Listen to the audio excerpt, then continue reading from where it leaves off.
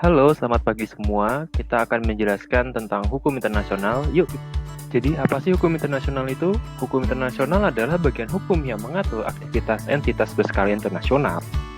Hukum internasional sudah lama digunakan, yaitu pada zaman dahulu yang digunakan oleh pada raja-raja yang berkaitan tentang kebiasaan yang mengatur pada hukum antar bangsa atau hukum antar negara yang menunjukkan pada aturan hukum yang berlaku pada tujuan hukum internasional yaitu untuk menciptakan sistem hukum yang teratur dalam hubungan-hubungan internasional dengan memperhatikan asas keadilan dan juga mengatur masalah bersama yang penting dalam hubungan subjek-subjek hukum internasional, yaitu bisa berkaitan dengan hukum pidana maupun perdata.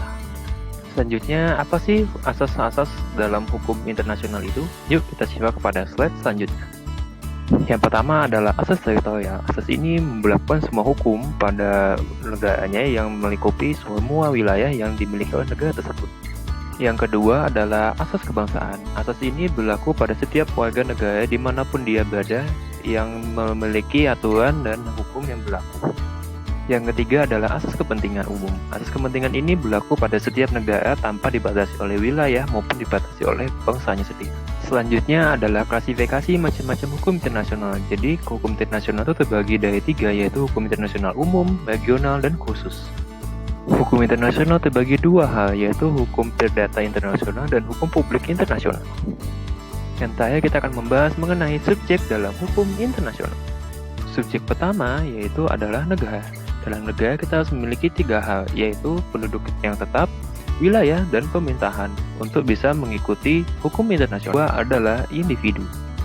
Hal ini berdasarkan perjanjian Versailles pada tahun 1919 yang mengakhiri Perang Dunia Pertama antara Jerman dengan Inggris dan Prancis telah menetapkan individu sebagai acuan pertama dalam mahkamah internasional.